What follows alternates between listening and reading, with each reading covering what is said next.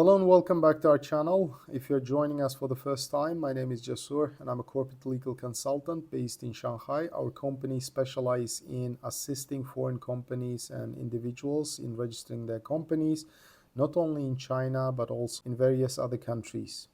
If you need any assistance in this field, feel free to reach out. We will be glad to hear from you. Now, in this video, I'd like to talk about one easy way to get your work visa in China through company formation. This company formation is not an ordinary one because this option I'm going to discuss does not require you to start a fully functional company, but instead you can start a representative office of your existing company in China. Now, imagine you have a company elsewhere outside of China.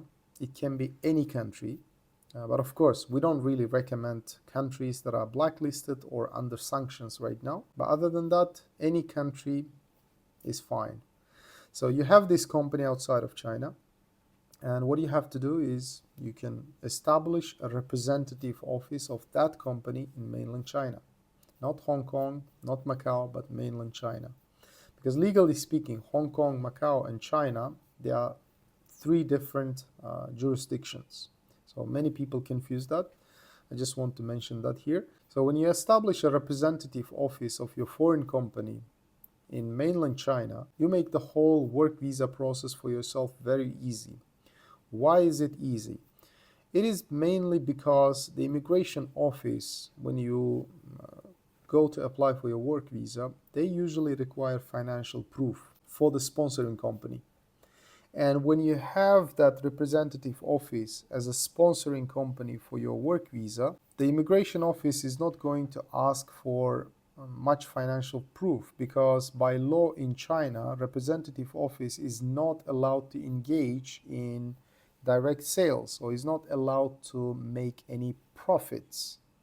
So consequently, they are going to require proof of activities maybe or simple business plan. And by law, actually, representative office is only allowed to engage in promotional activities for the parent company, which is a foreign company that you have in Hong Kong or elsewhere. And that proof of activities or a simple business plan can be in the form of 1 or 2 page explanation letter, so to speak. And of course, just like in any scenario, when you're applying for work visa in China, you need to go through the interview process. And during the interview, you're going to explain that this representative office is going to indeed represent the parent company, and it's going to promote the products, maybe do some market research in China, and etc. And usually when you explain everything, the first visa is going to be on the basis of trust. And of course, on the basis of the credentials that you need to present.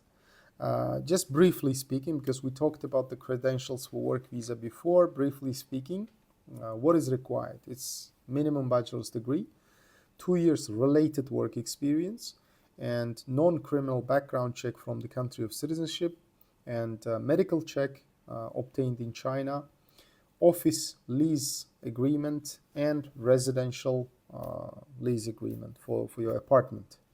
So basically 6 requirements you have to apply for work visa. So your first visa is going to be on the basis of that interview and your credentials. For the representative office, they're not going to ask for any financial proof or anything related to investments or anything at all, basically. So you apply, and the first visa, 99%, you get it. And after that, it depends on the length of the visa depends on your interview outcome as well.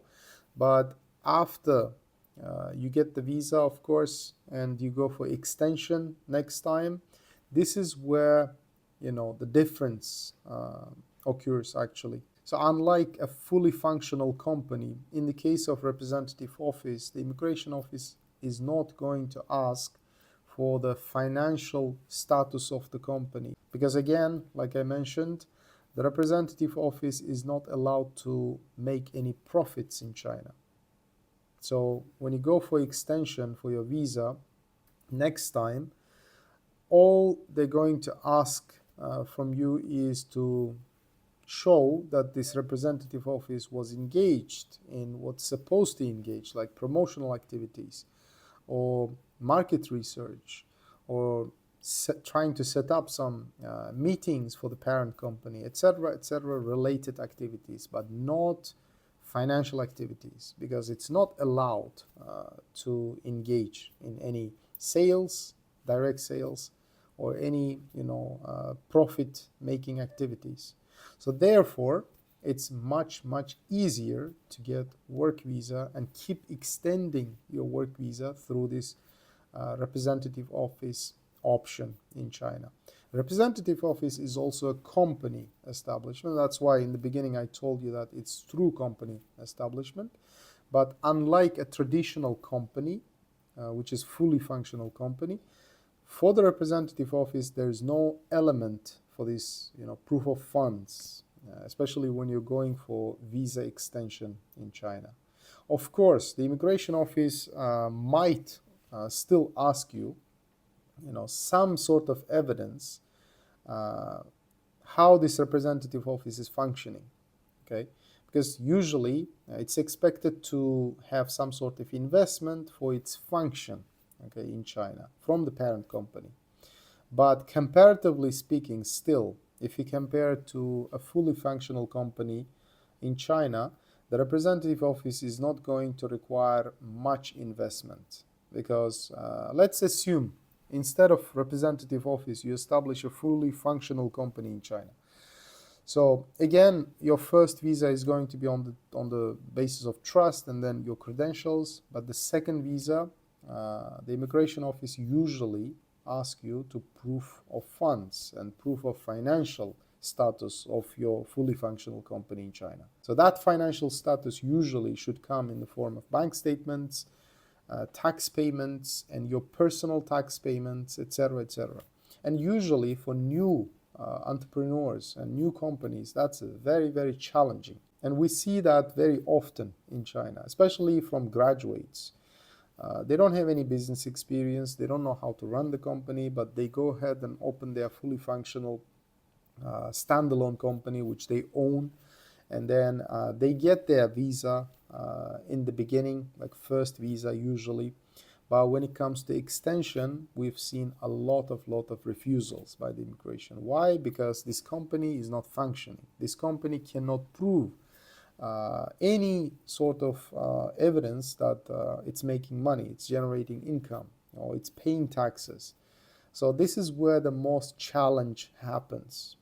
That's why, in my opinion, opting for representative office option is going to make it easier for you, at least in the first few years, to have your visa and keep extending your work visa. And then maybe after a few years, when you get more experience, when you develop your client base, you can shut down the representative office and go for a fully functional company. But before that, I recommend, if you don't have an existing company, go and register a company in Hong Kong. We can assist you with that. It's literally next to China, mainland China here. And legally speaking, again, Hong Kong is a separate jurisdiction, but they have mainland China and Hong Kong. They have a lot of